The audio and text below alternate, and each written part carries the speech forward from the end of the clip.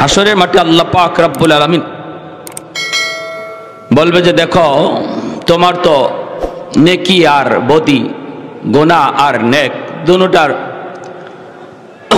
মধ্যে দেখা যায় তোমার জান্নাতে যাওয়ার কোনো সুযোগ নেই।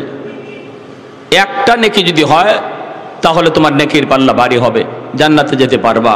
যাও হাসরের মাঠে একটু তালাশ করে দেখো একটা নেকি কারো কাছে পাও কিনা। ওই একটা নেকির জন্য সে বলবে আল্লাহ আমাকে একটু সুযোগ দাও, আল্লাহ আমার মার কাছে একটু দেখি, আমার বাবার কাছে একটু যাই, দেখি দুনিয়ার মহব্বতের মানুষগুলার কাছে যায় একটা নেকি পাই কিনা। একটা নেকির জন্য তালাশ করা শুরু করবে। মার কাছে যায় বলবে মা একটা নেকির জন্য আল্লাহর দরবারে ধরা খেয়ে গেছি। মা গো দুনিয়াতে এত কষ্ট করেছ, এত মহব্বত, এত ভালোবাসেছ।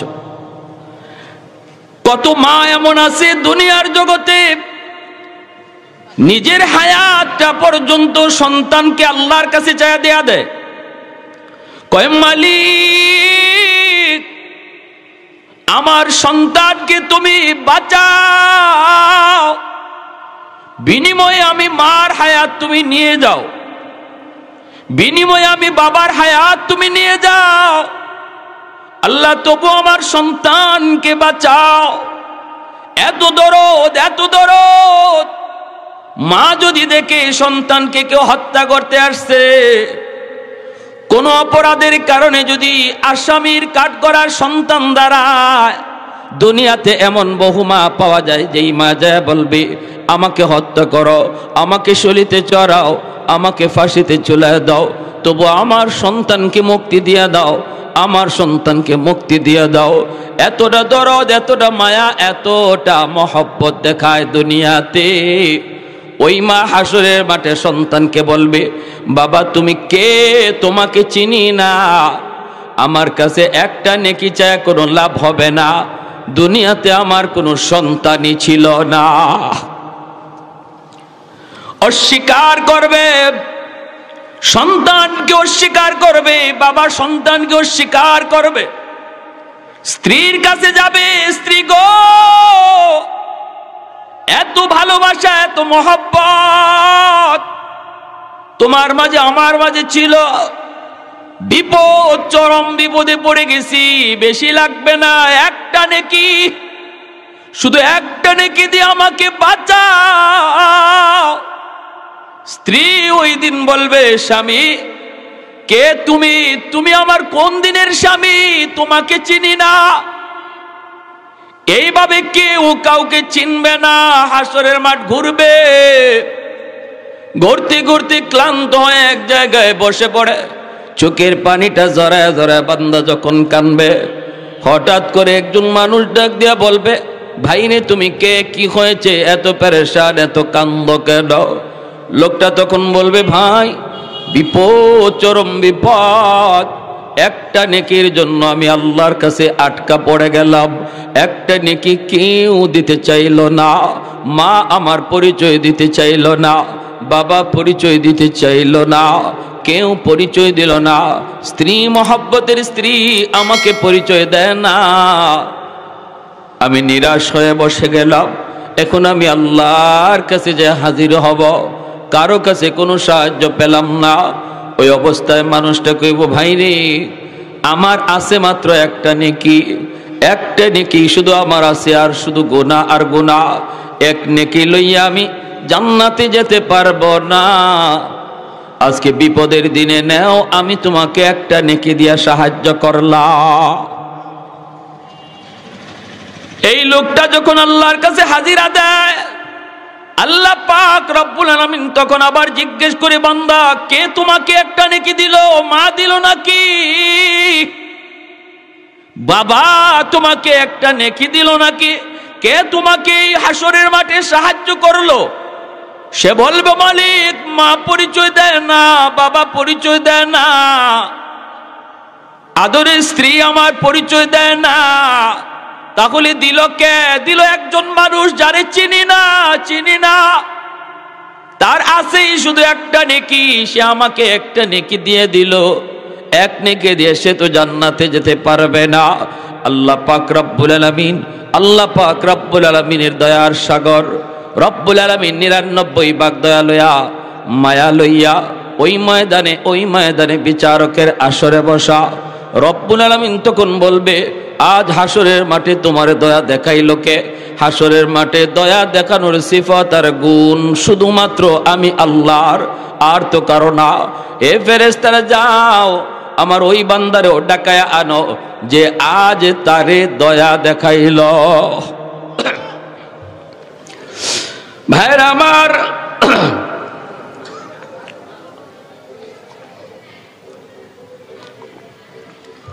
এই মানুষটারও হাজির করা হয়।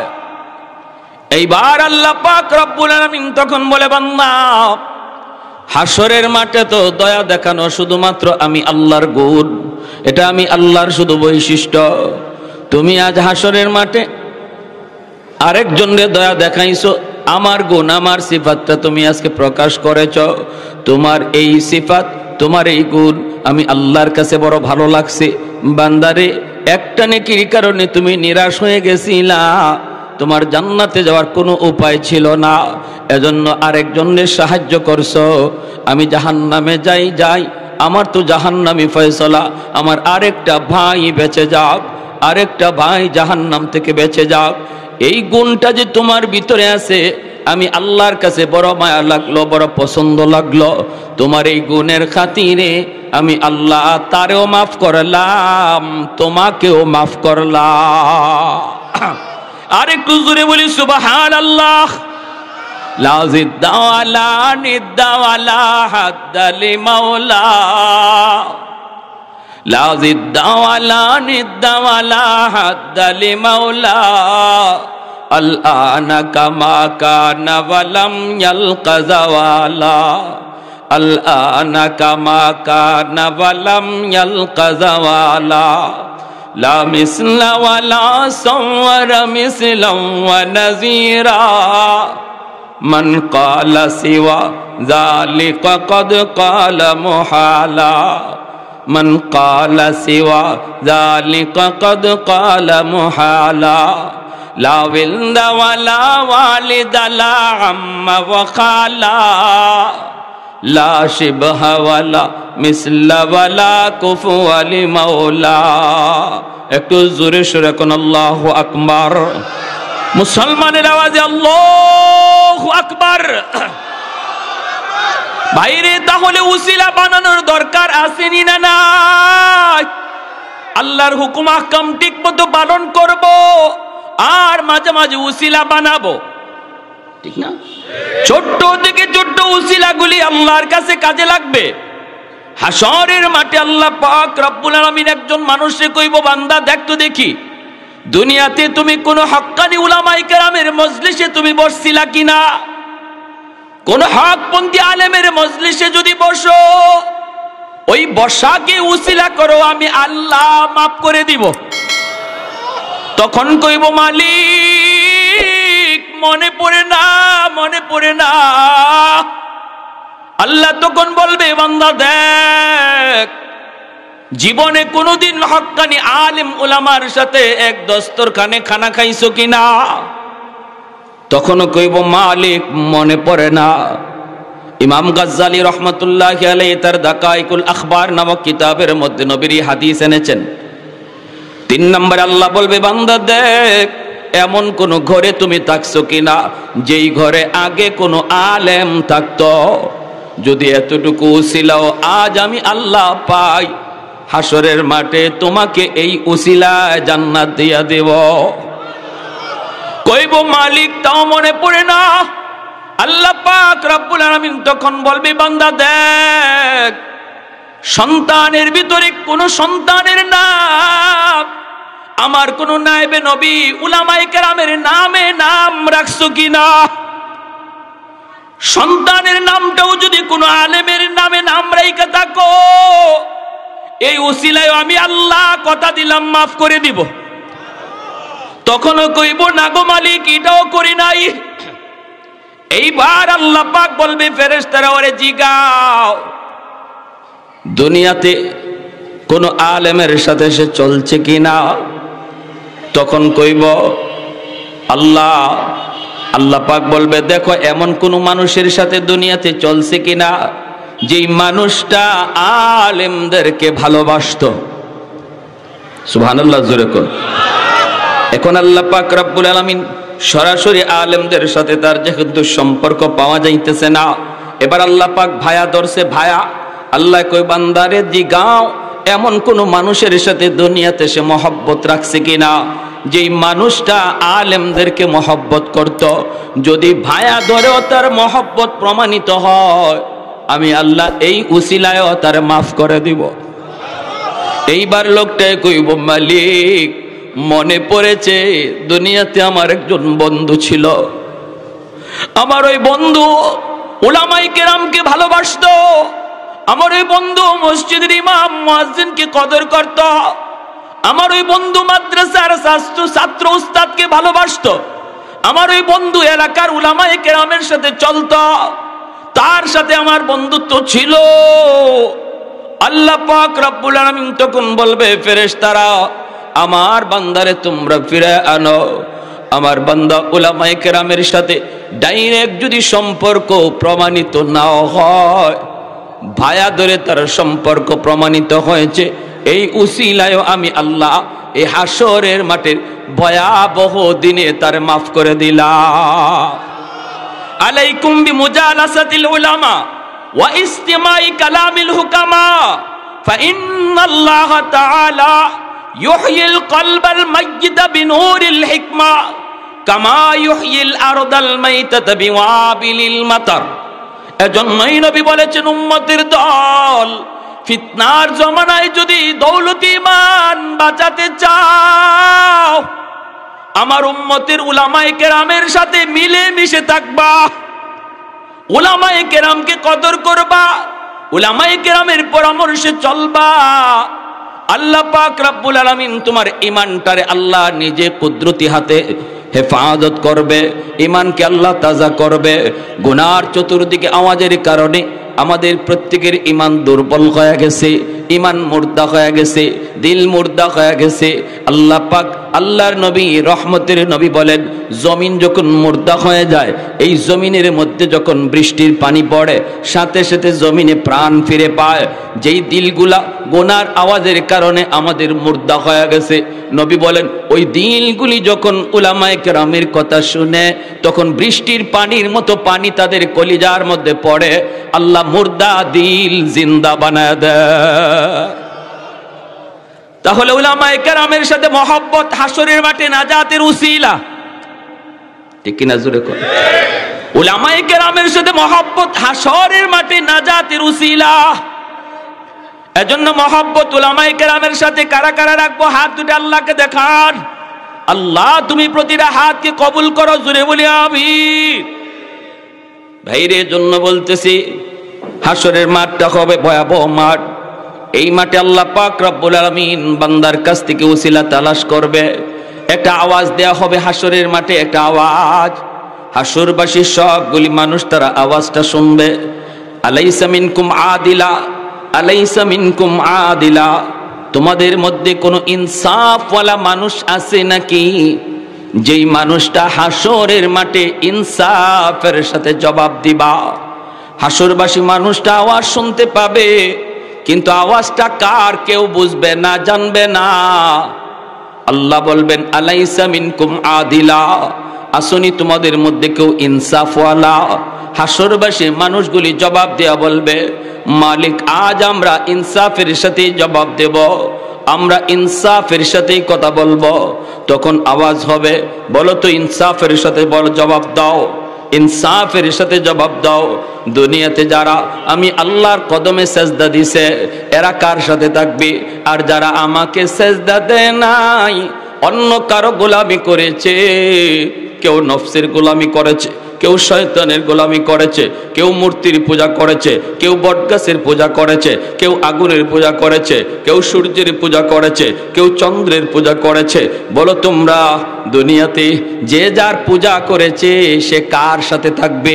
ইনসাফের সাথে মানুষগুলি জবাব দিয়া বলবে, মালিক আজকের দিনে যে যার পূজা করছে তার সাথেই থাকবে, যে যার গোলামি করেছে তার সাথেই যাবে। এই কথা বলা মাত্র আল্লাহ বলবেন, ঠিক বলেছো, ইনসাফের সাথে জবাব দিয়েছো। আল্লাহু আকবার। আল্লাহ বলবেন, তোমরা ঠিক বলেছো, ইনসাফের জবাব দিয়েছো। যে যার গোলামি করেছে আজ হাসরের মাঠে সে তার সাথে যাবে। এইবার আল্লাহ বলবেন, সূর্যের পূজারীরা কোথায়? সূর্যের পূজারীরা কোথায়? সূর্যের সাথে যাও, জাহান্নামে যাও। চন্দ্রের পূজারীরা কোথায়? চন্দ্রের সাথে জাহান্নামে যাও। মূর্তির পূজারীরা কোথায়? মূর্তির সাথে জাহান্নামে যাও। নফসের পূজারীরা কোথায়? নফসে আম্মারার সাথে জাহান্নামে যাও।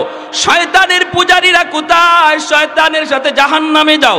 এইভাবে দলবদ্ধ হয়ে সবাই যার যার মাবুদের সাথে জাহান্নামে চলে যায়। কিন্তু একদল মানুষ হাসরের মাঠে দাঁড়ায় থাকে, ওরা কারোর সাথে যায় না। আল্লাহ ওদেরকে জিজ্ঞেস করবেন, আল্লাহ তার নিজের পরিচয় না দিয়া আল্লাহ বলবেন, সবাই তো যার যার মাবুদের সাথে চলে গেল, তোমরা কেন এখানে দাঁড়ায় আসো? তোমরা কার অপেক্ষা করো? মানুষগুলি তখন কইব, আমরা দুনিয়াতে একজন মাবুদের ইবাদত করেছি, আমরা তার কুদরতি কদমে সেজদা দিয়েছি, কিন্তু কোনোদিন মাবুদকে দেখি নাই। আমরা আমাদের মাবুদকে কোনোদিন দেখি নাই, তার কদমে সেজদা দিয়েছি। আজ যদি আমরা আমাদের মাবুদের সাথে যেতে হয়, মাবুদরে না দেখা জান্নাতে যেতে পারি না। আমরাও আমাদের মাবুদের সাথে যাব। তখনই আল্লাহ বলবেন, তোমরা তোমাদের মাবুদকে দেখলে চিনবা নাকি? তোমরা তোমাদের মাবুদকে দেখলে কি চিনবা? ওই মানুষগুলি কইব, মালিক আমরা আমাদের মাবুদকে দেখলে চিনব। আল্লাহ তখন বলবেন, কেমনে চিনবা? কাইফা তারিফুন ওয়ালাম তারাউহু, কেমন করে তারে দেখবা, কেমন করে তারে চিনবা? তারে দুনিয়াতে কোনোদিন তো দেখো নাই। তখন ওই মানুষগুলি কইব, আমরা আমাদের মাবুদকে না দেখলো আমরা আমাদের মাবুদের সিফাতগুলি জানি, গুণাবলীগুলি জানি। কি জানো? তোমাদের মাবুদের গুণাবলী কি জানো? আমাদের মালিক হলেন আল্লাহুস সামাদ, তিনি আহাদ। আল্লাহুস সামাদ, তিনি হলেন সামাদ, লা শাবিহা লাহু ওয়ালা নাযীরা লা। তিনি এমন এক জাত, যেই জাতের মতো আর কেউ নাই। তিনি একক, তার সদৃশ্য বলতে কিছুই নাই। তিনি একক, তিনি বেনজির, তিনি বেমিসাল, তিনি বেনজির, তিনি বেমিসাল। এই কথা বইলা যখন আল্লাহর প্রশংসা শুরু করবে, রব্বুল আলামিন তখন আওয়াজ দিয়া বলবে, বান্দা আর প্রশংসা লাগবে না, এতক্ষণ পর্যন্ত যে কথা বলেছে আমি তোমাদের মাবুদ। আর একটু জোরে সুবহানাল্লাহ। এতক্ষণ যাব যে কথা বলেছে আমি তোমাদের মাবুদ, আমি কুল হুয়াল্লাহু আহাদ আল্লাহুস সামাদ লাম ইয়ালিদ ওয়া লাম ইউলাদ ওয়া লাম ইয়াকুল লাহু কুফুয়ান আহাদ। আমি সেই জাত, আমি সেই মালিক। রব্বুল আলামিনের পরিচয় পাওয়া মাত্রই আল্লাহ তাদের সামনে কুদরতি কদম আল্লাহ বের করে দিবেন। আল্লাহ পাকের কুদরতি কদমটা বের করা মাত্রই কুদরতি কদম দেখে ওই মানুষগুলা তখন সেজদায় পড়ে যাবে, সেজদায় পড়ে যাবে। কারণ তারা ইমানদার, তারা আল্লাহর গোলামি করেছে, শয়তানের গোলামি করে নাই। এই মানুষগুলা ইমানদার, এরা মূর্তির পূজা করে নাই, এরা সূর্যের পূজা করে নাই, এরা দেবতার পূজা করে নাই, করেছে আল্লাহর। এজন্য আল্লাহর কদমে সেজদায় পড়বে। কিন্তু এই মুমিনদের ভিতরে একদল মানুষ, তারা সেজদা করতে পারবে না। তারা আল্লাহকে মানত ঠিক, শয়তানকে মাবুদ মানত না, মূর্তিরও মাবুদ মানত না, মাবুদ মানত আল্লাহকে। কিন্তু দুনিয়াতে আল্লাহর কদমে সেজদা দিত না, মসজিদে টাইম মতো আসতো না, আজান হলে পরে তার মসজিদে দেখা যাইতো না। বন্ধু মসজিদে যায় কিন্তু সে মসজিদে আসতো না। আল্লাহকে মানতো, ঈমান ছিল, কিন্তু নামাজের আমল ছিল না। ওই মানুষগুলি তারা দেখবে, মানুষগুলি আল্লাহকে সেজদা দেয়, কিন্তু তারা সেজদা দিতে পারবে না। বারবার চেষ্টা করবে, বারবার চেষ্টা করবে, এরপরও সেজদা দিতে পারবে না, এরপরও সেজদা দিতে পারবে না। ভাইরা বন্ধুরা, আবার চেষ্টা করবে, পিছন দিকে উপর হয়ে পড়ে যাবে, আবার চেষ্টা করবে, চোখের পানির বদলে রক্ত বের হতে লাগবে, কান্না করে করে আফসোস করবে আল্লাহ পাক। তখনই তাদেরকে ডাক দেয়া বলবে, বান্দা কি হয়েছে তোমাদের, তোমাদের কি হয়েছে, তোমরা সেজদা দিতে পারো না কেন? তখন কইবা, আল্লাহ সেজদা দিতে মন চায় কিন্তু পারি না, কোমর তো বাঁকা হয় না, পিঠ তো বাঁকা হয় না। আল্লাহ বলবেন, বান্দারে কষ্ট লাগে বুঝি? কয় মালিক কষ্ট হয়, দেখতেছি আমার প্রতিবেশী আল্লাহরে সেজদা দেয়, আমার পাশের দোকানদার আল্লাহ তোমাকে সেজদা দেয়, আমার বন্ধু তোমারে সেজদা দেয়, কিন্তু আমি পারি না, জন্য কষ্ট হয়। রব্বুল আলামিন তখন বলবে, বান্দা দুনিয়াতে আমারে সেজদা দিছিলা নাকি?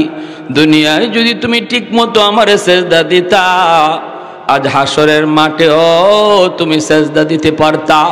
দুনিয়ায় যদি তোমার পিঠ বাঁকা হইতো, আজ হাসরের মাঠেও তোমার পিঠ বাঁকা হইতো। আজ কান্না করে কোনো লাভ নাই, হাসরের মাঠে কান্নার কোনো দাম নাই। কান্নার দাম যদি তাকে দুনিয়ার জগৎ, হাসরের মাঠে আফসোস কইরা কোনো লাভ নাই। উলামায়ে কেরাম কত তোমারে বুঝাইলো রে বান্দা, দাওয়াত তাবলীগের সাথীরা কত করে বুঝাইলো, এরপরে তুমি বুঝ মানলা না।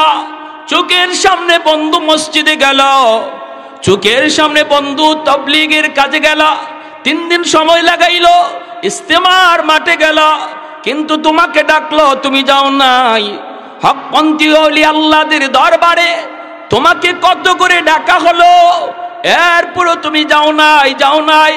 ওই দিন যদি তাদের ডাকে সাড়া দিতা, তাদের কথাগুলি তুমি শুনতা, দিলটা তোমার নরম হইত, তুমি সেদিন থেকে পাক্কা নামাজি হওয়ার ইরাদা করে ফেলতা।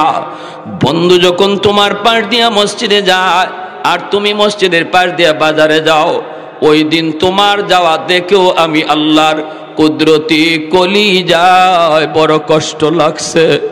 কারণ আমি আল্লাহ তোমারে কত আদর করে বানাইলাম, এত আদর করে আমি আল্লাহ আর কোনো মাখলুক বানাই নাই। ফেরেশতাকেও আমি আল্লাহ নিজের হাতে বানাই নাই, আসমান জমিনও আমি আল্লাহ নিজের হাতে বানাই নাই, জান্নাত জাহান্নামও আমি আল্লাহ নিজের হাতে বানাই নাই। কিন্তু বান্দা শুন, আমি আল্লাহ তোরে নিজের হাতে বানাইছি, তোরে আমি আল্লাহ নিজের হাতে বানাইছি। কারণ তোমার ওই চেহারার ভিতরে এত দামি কপাল, এই কপাল দিয়ে তুমি আমার কুদরতি কদমে সেজদা দিবা। এজন্য এই কপাল কোন ফায়াকুন বললে হয় না, ফেরেশতাদের হাতে বানাইলে হয় না। আমি নিজের হাতে তোমার চেহারাটা বানাইছিলাম যেন তুমি কপাল দিয়া আমি আল্লাহর কুদরতি কদমে তুমি সেজদা দাও। যেদিন তুমি মসজিদের পাশ দিয়ে বাজারে গেছো আর বন্ধু মসজিদে ঢুকে নামাজ পড়ছে, বন্ধু তোমারে ডাক দিছে, এরপরও যাও না, ওই দিন তোমার চলে যাওয়ার দৃশ্য দেখেও আমি আল্লাহর কুদরতি কলিজায় বড় কষ্ট লাগছে। বান্দা তোরে আমি এত আদর করে বানাইলাম, এত আদর করে তোর হাত বানাইলাম, পা বানাইলাম, এত আদর করে তোর চোখ বানাইলাম, এত আদর করে আমি আল্লাহ তোর কপালটারে নিজের হাত দিয়া বানাইলাম। এই কপালে বুঝি আমি আল্লাহ সেজদা পাই না, আমি খালিক বুঝি তোর কপাল দিয়া সেজদার উপযুক্ত না। ওই দিন তোমার চলে যাওয়ার দৃশ্য দেখো আমি আল্লাহর কুদরতি কলিজায় বড় কষ্ট লাগছে। ফেরেশতারা কইছে, মালিক ফজরের নামাজ পড়ে নাই, ওর সামনে নাস্তা দিমু নাকি? আল্লাহ বলেন, ফেরেশতারা আমার বান্দার রিজিক আটকায় না, সামনে হাজির করো।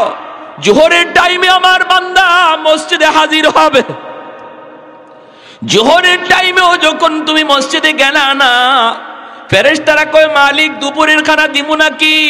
রিজিকের ব্যবস্থা তার করবো নাকি? আল্লাহ কই রিজিক বন্ধ করবি না, দে আসরের নামাজ সামনে আছে, আসরও যখন আইলা না, আল্লাহ কয় মাগরিব সামনে আছে, রিজিক বন্ধ করবা না।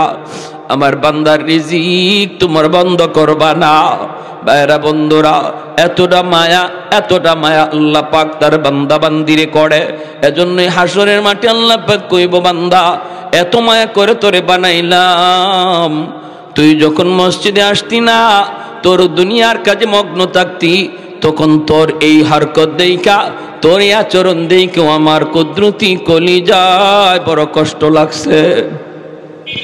নূহ নবীর জামানা, আল্লাহর পয়গম্বর আল্লাহর কাছ থেকে আদেশ পেয়ে গেলেন, নূহ যাও তাড়াতাড়ি করে নৌকা বানাও, সবগুলি মানুষরে তুমি ইমানদার যারা আছে ওদেরকে নৌকায় উঠাও, আর তুমি এই এলাকা ছেড়ে দাও। কেন?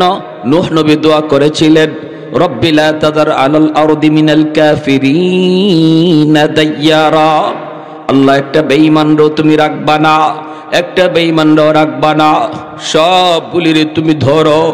রব্বুল আলামিন তখন বলতেছে, নূহ এটা কি তোমার সেই দোয়া যে দোয়া আমি আল্লাহ কবুল করার গ্যারান্টি দিয়েছি? সকল নবীকে একটা দোয়া কবুলের গ্যারান্টি দিয়েছি, তুমি কি ওই দোয়াটা করতেছ?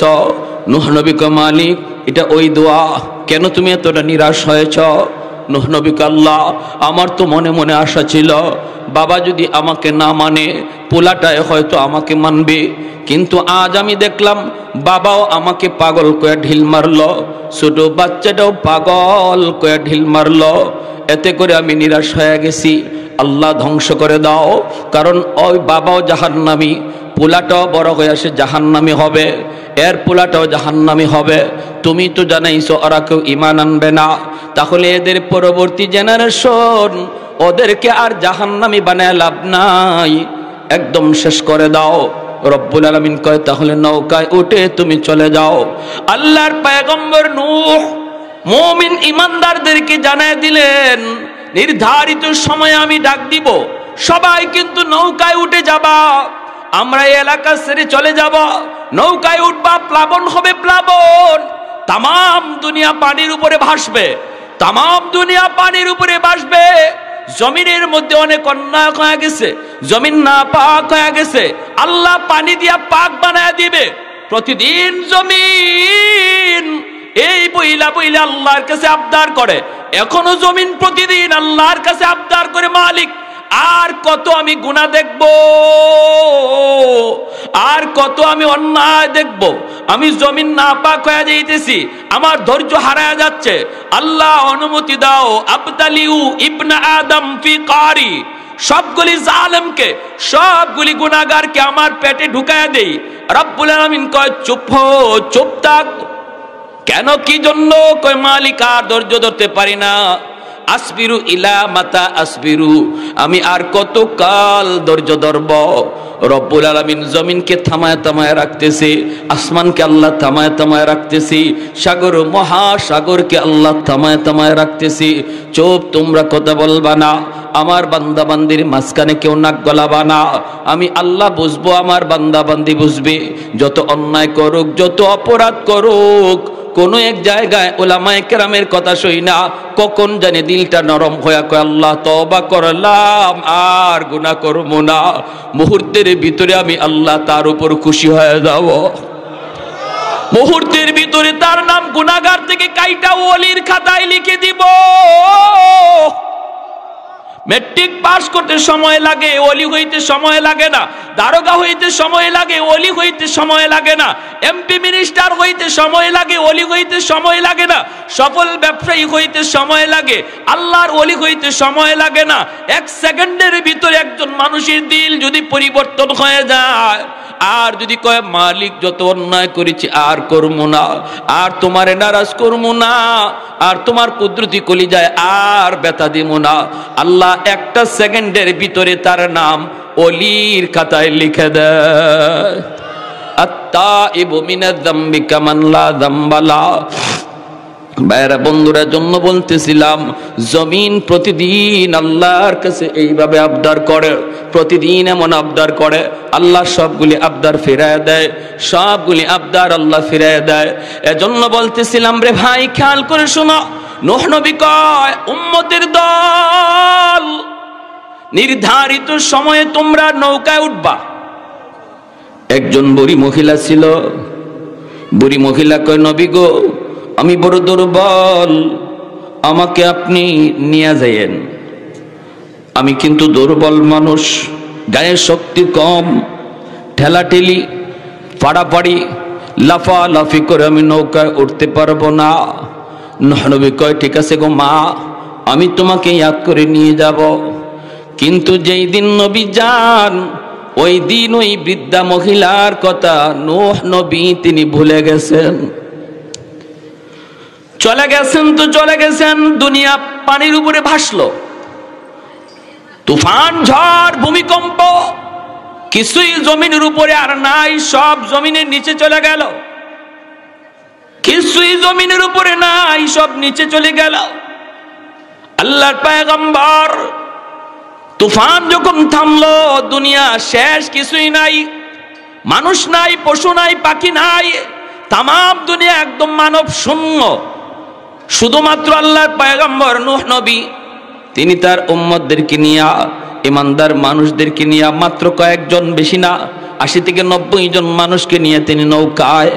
হঠাৎ করে পয়গম্বরের মনে পড়ল ওই বৃদ্ধা মহিলার কথা।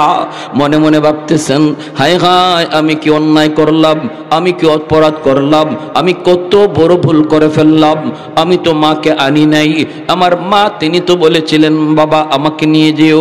ওই বৃদ্ধা মহিলার কথা নবীর ইয়াদ হলো, তিনি আবার জনপদে ফিরে আসলেন। আয়েশা মহিলাকে তালাশ করবেন, হায় হায় তালাশ করে তো কোনো লাভ নাই, দেখি কোথাও লাশটা পাওয়া যায় কিনা। এখন বড় মায়া লাগলো, খুঁজতে খুঁজতে তার বাড়ির পাশে আসেন। আয়েশা দেখেন তার ভাঙ্গা চোরা ওই ঘরটা এখনো দাঁড়ায়া আছে। ভাঙ্গা চোরা ঘর এখনো দাঁড়ায় আছে। নবী অবাক হয়ে গেলেন, আল্লাহর কুদরতি কদমে তার সাথে সাথে সেজদায় পড়ে গেলেন। ও মালিক, তোমার কুদরত বুঝা বড় দায়। আল্লাহ কিছুই না, এই ভাঙ্গা ঘর কেমন করে টিকে আছে? ডাক দিলেন মা, মা। ওই বৃদ্ধা মহিলা আল্লাহর ওয়ালি, সে ঘর ঝাড়ু দেয় আর আল্লাহর নাম জপে। নবীর ডাক শোনা মাত্র এই মহিলা কই, বাবা তুফান কি শুরু হয়ে গেল নাকি? নবী বাহির থেকে কই, মা গো, তুফান শুধু শুরু হইছে না, তুফান হইয়া শেষ হয়ে গেছে, শেষ হয়ে গেছে, আর কিছু নাই। মহিলা আল্লাহর কদমে সেজদায় পড়ে কাঁদতে লাগলো। নবী এবার কান্দে আর কয়, মালিক কিছুই বুঝি নাই, কিছুই বুঝি নাই। আল্লাহ কেমন করে কি হলো? ওই মহিলা বাঁচলো কেমন করে, তার ঘর টিকলো কেমন করে? আল্লাহ পাক রব্বুল আলামিন তখন বলতেছে, নূহ, আমার বান্দি এত করে তোমারে বলছিল তুমি তারে ইয়াদ করে নিয়ে যাইতা, কিন্তু তুমি তার কথা ভুলে গেছো। তোমরা নবী হইয়া উম্মত বলতে পারো, কিন্তু আমি আল্লাহ হইয়া আমার বান্দা বান্দি বলতে পারি না। তোমরা ভুলে যাইতে পারো, আমি আল্লাহ ভুলতে পারি না, বলতে পারি না। আমার ওই বান্দির কথাটা আমি আল্লাহ ভুলি নাই, ভুলি নাই। নূহ নবী সিজদায় পড়ে হাউমাউ করে কান্দেন, হাউমাউ করে কান্দেন, মালিক আবার ভুল হয়ে গেছে। এজন্য রব্বুল আলামিন হাসরের মাঠে ওই মানুষটারে ডাক দিয়া কইব, বান্দা এত মায়া কইরে তোরে বানাইলাম, এত আদর আমি আল্লাহ তোরে করলাম, এত দরদ দিয়ে আমি তোরে বানাইলাম, আর তুই যখন মসজিদে না আইয়া বাজারে যাইতি, ঘুমায় থাকতি, আজান হইতো, মসজিদে আসতি না, তখন তোর দিকে তাকাইয়াও আমি আল্লাহর কুদরতি কলি যায় বড় কষ্ট লাগতো। বান্দারে বল বল, পুঁজি দিলাম আমি, হাত দিলাম আমি আল্লাহ, পা দিলাম আমি আল্লাহ, এত সুন্দর একটা ব্রেইন আমি আল্লাহ তোরে দিলাম, সব পুঁজি হলো আমার, আমার দেওয়া পুঁজি দিয়া ডিউটি করলে তুই কার কার ডিউটি করলে একটু বল। এই পাটা সুস্থ করে দিলাম আমি আল্লাহ, এই সুস্থ দুইটা পা দিয়ে তুই ডিউটি করলে আরেকজনের, তুই তোর দোকানের মালিকের ডিউটি টিকি করলে, তুই হাওরে গেলে আরেকজনে কাম করলে, তুই দিন শেষে 500 টাকা 600 টাকা তুই মজুরি নিয়ে আসলি, কিন্তু বান্দা আমি আল্লাহ তাও তোরে নিষেধ করলাম না। তুই যা ডিউটি পালন করলে তোরে 500 টাকাই শুধু দিছে, কিন্তু হাত তোরে দেয় নাই, এই পাটা সে তোরে দেয় নাই, এই পাটা আমি আল্লাহ তোরে দিছি। হাতটা যদি সুস্থ না থাকতো ওই মানুষটার ডিউটি তুই পালন করতে পারতি না, পা যদি সুস্থ না থাকতো তুই সুন্দরে হাওরে যাইতে পারতি না। তাহলে মূল পুঁজিটা আমি আল্লাহ তোরে দিলাম। গায়ে যদি শক্তি না থাকতো কাজ করতে পারতি না। পুঁজি দিলাম আমি আল্লাহ। মানুষের ডিউটি করলি কর, কিন্তু যে পুঁজি দিল তার ডিউটি কেমন করে ভুলে গেলি? ফজরের সময় তুই গেছো,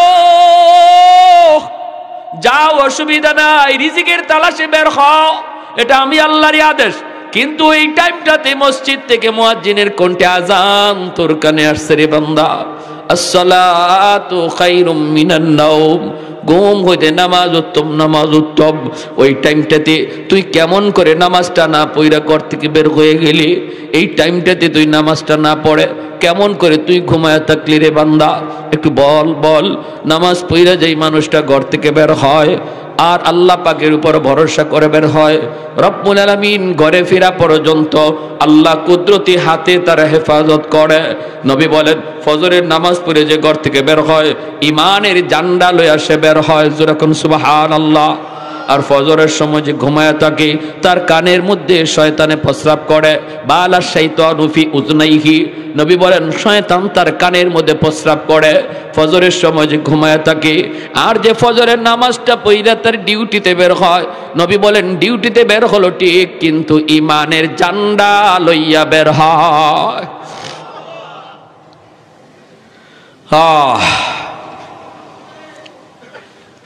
এক লোক জুন্নুন মিসরি রহমতুল্লাহ আলাইহি, বহুত বড় আল্লাহর একজন ওলি। অসুবিধা হইতেছে আপনাদের? মনোযোগ আছে সবার? একটু জিকির করি, লা ইলাহা ইল্লাল্লাহ।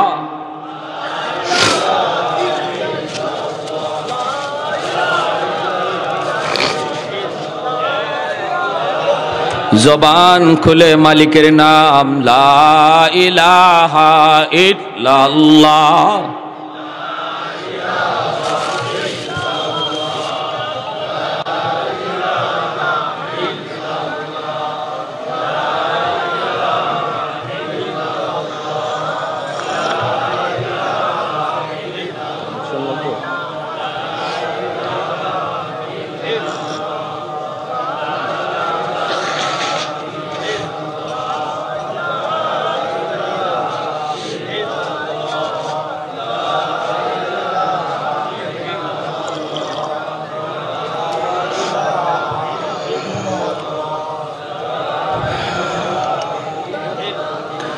লা ইলাহা ইল্লাল্লাহু মুহাম্মাদুর রাসূলুল্লাহ। জোরে সুরে বলি সাল্লাল্লাহু আলাইহি ওয়াসাল্লাম। জুন্নুন মিসরি রহমতুল্লাহি আলাইহি বহুত বড় আল্লাহর এক ওলি ছিলেন। উনি জীবিকার জন্য, রিজিকের জন্য মাছ মারতেন। রিজিক তালাশে ঘর থেকে বের হওয়ার নির্দেশ আল্লাহর। ফাইদা কুদিয়াতিস সালাত ফান্তাশিরু ফিল আরদ ওয়াবতাগু মিন ফাদলিল্লাহ।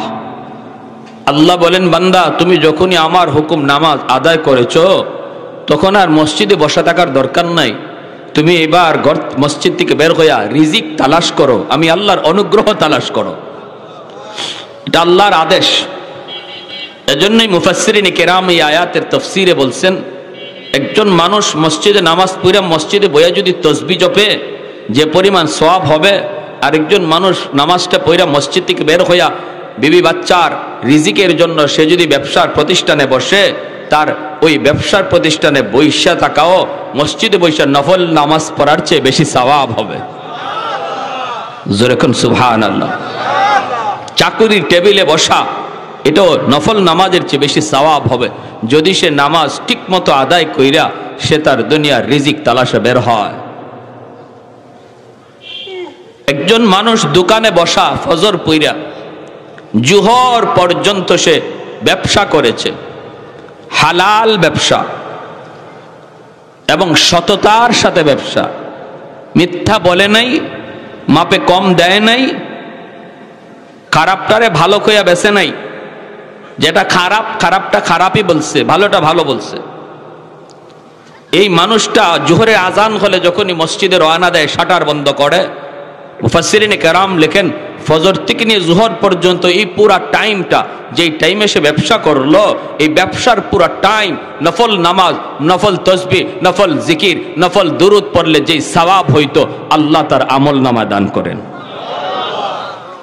তাহলে ব্যবসায়ী ব্যবসা করে আল্লাহর ওলি হতে পারে, চাকরিজীবী চাকরি টেবিলে বসেও আল্লাহর ওলি হতে পারে যদি তার অন্তরে আল্লাহর ভয় থাকে।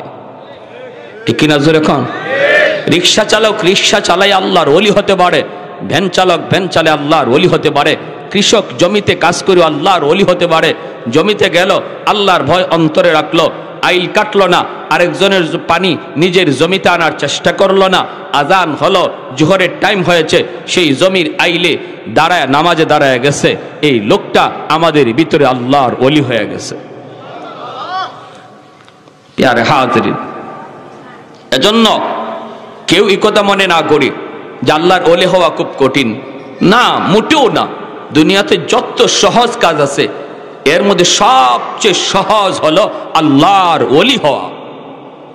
আল্লাহর ওলি হওয়ার চেয়ে পৃথিবীতে আর এত সহজ কোনো কাজ নাই, এত সহজ কোনো কাজ নাই। আমার পুরা দুনিয়াদারির সাথে রাইখাও আমি আল্লাহর ওলি হইতে পারবো যদি হাতে থাকে দুনিয়ার কাজ আর দিলের মধ্যে থাকেন যদি আল্লাহ।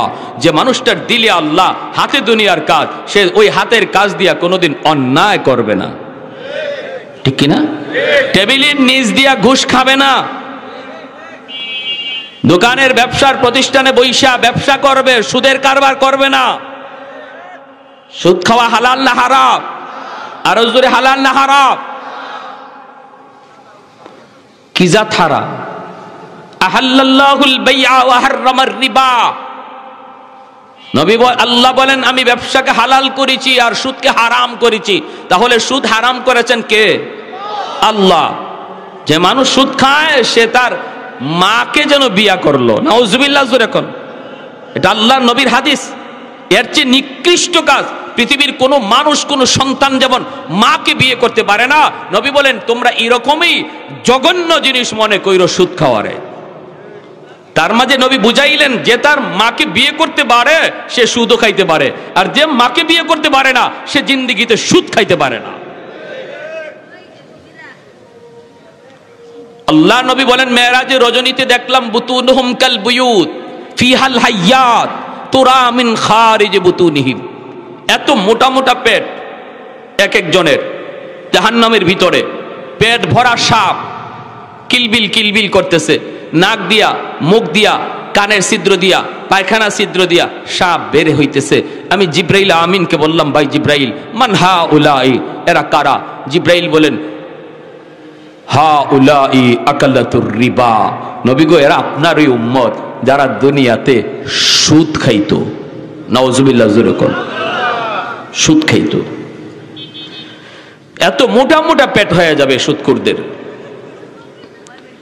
আরেকটা জিনিস বলে দেই, যে সুদে ব্যবসা করে এ যেমন সুদখোর, যে সুদে টাকা আনে সেও সুদখোর, যে সুদের সাক্ষী থাকে এও সুদখোর, যে সুদের লেনদেন লেখে এও সুদখোর। নবী বলেন চারো দল হলো সুদখোর। তুমি যত বড় অভাবেই পড়ো, যত বড় সমস্যাই পড়ো, আল্লাহর নবীর কথা, আল্লাহর কথা। কারণ নবী বলেছেন যে সাক্ষী থাকে, যে দেখতেছে এও সুদখোর, আর যে লেখতেছে এ তো আছে, ওই এ তো আছেই। এই জন্য আল্লাহর দোহাই নামাজ, রোজা, হজ, যাকাত কোনো কিছু সুদ করে আল্লাহর কাছে কবুল হবে না যতক্ষণ পর্যন্ত সে তওবা করে সুদ না ছাড়বে। এত জঘন্য গুনাহ। হাসরের মাঠে মাতাল হইয়া এই জিনে ধরা রোগীর মতো উঠবে সুদকুররা, জিনে ধরা রোগীর মতো। মানুষেরা বলবে, কিরে এ মাতলামি করে কে, এ এদিকে একবার পড়ে ওদিকে একবার পড়ে, আবুল তাবুল বকে, এর কেডা? মানুষকে চিনো না? এ দুনিয়াতে মার্কা মারা সুদকুর। এই জন্য হাসরের মাঠে মাতাল বানায় আল্লাহ তুলবে। দুনিয়াতে যেমন মাতাল ছিল টাকার জন্য, মাতাল ছিল সুদকুররা, দেখবেন এদের চোখে কিন্তু দরদ নাই। অসুবিধা হইতেছে আপনাদের নাকি? আবার না, কোনো অসুবিধা? আমাদের বলা তো লাগবেই, ঠিক না? আপনি মানেন না মানেন সেটা তো আপনার। আপনি যদি না মাইন না, আপনি আমার কথা না মাইনা সুদের ব্যবসা কইরা কোটি কোটি টাকা জমাইয়া যদি হাসরের মাঠে আল্লাহরে গিয়ে বুঝ দেলাইতে পারেন 2 লাখ টাকা ঘুষ দিয়া, তা আমার কি অসুবিধা? কারো কাছ থেকে টাকা আনবো না, এই নিয়তটা করেন, আল্লাহ আপনার তওবাকে কবুল করে নিবে। এজন্য বলতেছিলাম, একটু মনোযোগ দিয়ে খেয়াল করে শোনেন। নামাজ পড়া যেই মানুষটা আল্লাহর হুকুম পালন করে, আল্লাহর হুকুম নামাজ পড়া যেই মানুষটা দোকানদারি করে, সেও দোকানদারি করে না, বরং আল্লাহর হুকুম মানতেছে।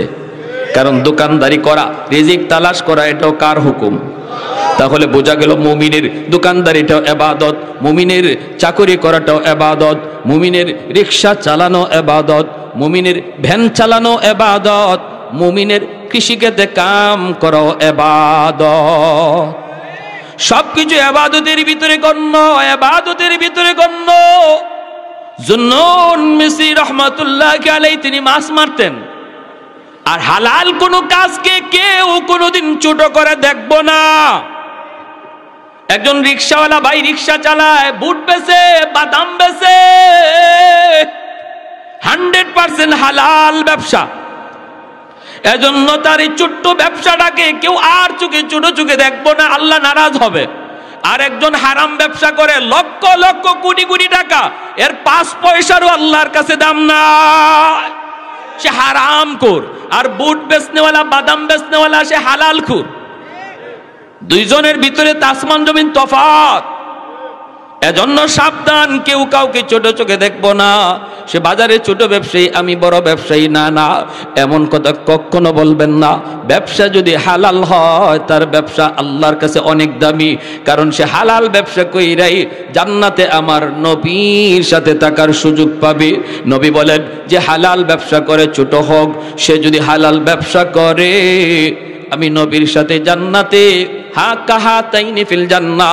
নবীজি 2টা আঙ্গুল মিলায় বিলায় দেখাইছেন। হালাল ব্যবসায়ী, সততার সাথে ব্যবসায়ী, সত্য কথা কইয়া যে ব্যবসা করে, নবী বলেন জান্নাতে আমার সাথে 2 আঙ্গুল মিলায়া, নবী বলেন এইভাবে আমার সাথে মিলেমিশে জান্নাতে থাকবে। আপনি থাকবেন হারাম ব্যবসা কইরা জাহান্নামে, আর ওই বাদাম বিক্রেতা, বুট বিক্রেতা হালাল ব্যবসা কইরা থাকবে নবীর সাথে জান্নাতে। তাহলে তার ছোট করে দেখার কোনো সুযোগ আছে? কোনো সুযোগ নাই, কোনো সুযোগ নাই। হাই হাই, মুসা আলাইহিস সালাম যে বলছিলেন, আল্লাহ জান্নাতে আমার সাথী কে হবে, বন্ধু কে হবে? আল্লাহ বলে তোমার বন্ধু হবে বাজারের এক মুসি। মুসি বুঝেননি আপনারা? চিনেন? আমাদের সিলেটি ভাষায় মুসি কয়, আপনারাও মুসি কন। ওই জুতা রং করে যে, হ্যাঁ। মুসা আলাইহিস সালাম কে আল্লাহ জান্নাতে আমার বন্ধু কে হবে, যার সাথে আমি জান্নাতে সবসময় সময় কাটাবো? আল্লাহ বলে অমুক বাজারের মুচি হবে তোমার বন্ধু। মুসা আলাইহিস সালাম কে আল্লাহ মুসি বলে, জি। কেমন মুসি একটু দেখতে হয়। মুসা আলাইহিস সালাম ঠিকানা লইয়া চলে আসছেন। আইসা দেখেন বেচারা রং করে। নাম কি তোমার ভাই? আলী ইবনে মুআফ। কোথায় বাড়ি? দামেস্ক। আপনি কেডা? কয় সরি, আব্দুল্লাহ ইবনে মুবারক। আব্দুল্লাহ ইবনে মুবারক তিনি বহুত বড় একজন তাবি, বহুত বড় একজন মুজাহিদ, বহুত বড় একজন মুহাদ্দিস। উনি স্বপ্নে দেখছিলেন বাইতুল্লাহ, স্বপ্নে দেখছিলেন ফেরেশতা 2 জন, একজন আরেকজনে কয় এবছর হজে আইছে 6 লাখ মানুষ, কিন্তু একজনের হজও কবুল হইছে না। তবে হ্যাঁ, 6 লাখের হজই আল্লাহ কবুল করছে একজন মানুষের খাতিরে। কে সেটা? বলে ওই দামেস্কের বাজারের এক মুসি যে হজে আসে নাই, অথচ তার খাতিরে আল্লাহ 6 লক্ষ হাজির হজ কবুল করেছে। ওই আব্দুল্লাহ ইবনে মুবারক আসছিলেন, এই কেমন মুসি একটু দেখে আসি। আয়েশা দেখেন এই অবস্থা। আর মুসা আলাইহিস সালামের বন্ধু আছিল কসাই। মুসা আলাইহিস সালামের বন্ধু কে ছিল? আল্লাহ বলছিলেন তোমার বন্ধু হবে বাজারের এক কসাই, যে কি করে গোশত বিক্রি করে। এগুলারও তো আমরা বেশি একটা দাম দিই না, ঠিক না? এগুলা করে না, এগুলা না, এই সমস্ত কাজ না। মনে রাখবেন ওই হযরত জুন্নুন মিসরি রহমতুল্লাহি আলাইহি ইনি করছেন কি, নদীতে মাছ মারতেছেন আর ওই অবস্থায় দেখেন হঠাৎ করে একটা বিচ্ছু নদীর কিনারে দাঁড়ায় আছে, যেন বিচ্ছুটা নদী পার হতে চায়, কিন্তু কেমন করে বিচ্ছুটা নদী পার হবে। হঠাৎ করে তাকায় দেখেন পানির নিচ থেকে একটা কচ্ছপ, এই কচ্ছপটা পানির উপরে ভাসলো, ভাইসা সে নদীর কিনারায় আসলো। বিচ্ছুটা লাফ দিয়া কচ্ছপের পিঠে বসে গেল, আর কচ্ছপটা নদীর এই পার থেকে ওই পারে বিচ্ছুরে পৌঁছায়া দিল। আল্লাহ পারেনি না পারে না? ক্ষমতা আল্লাহর আসেনি না নাই? আমাদের সিলেটে যে সুরমা নদী পার হইছেন শাহজালাল মুজররদে ইয়ামনির নৌকায় না যায় নামাজে, জানেননি আপনারা ইতিহাস? গৌরগোবিন্দের বিরুদ্ধে যে যুদ্ধ করলেন শাহজালাল মুজররদে ইয়ামনি, ইয়ামন থেকে আইয়া সিলেটে, এই সিলেট ঢুকতে একটা নদী পড়ে সুরমা নদী। এই সুরমা নদীতে নদীর সব নৌকা গৌরগোবিন্দ সরায় ফেললো। ওই অবস্থায় আল্লাহর ওলি নদী পার হয়েছিলেন কিভাবে? যায় নামাজ বিছাইয়া যায় না মাঝে বসে গেছেন, আল্লাহ যায় নামাজের উপর দিয়ে নদী পার করে দিয়েছেন। সুবহানাল্লাহ। পানি কার কথা শুনে?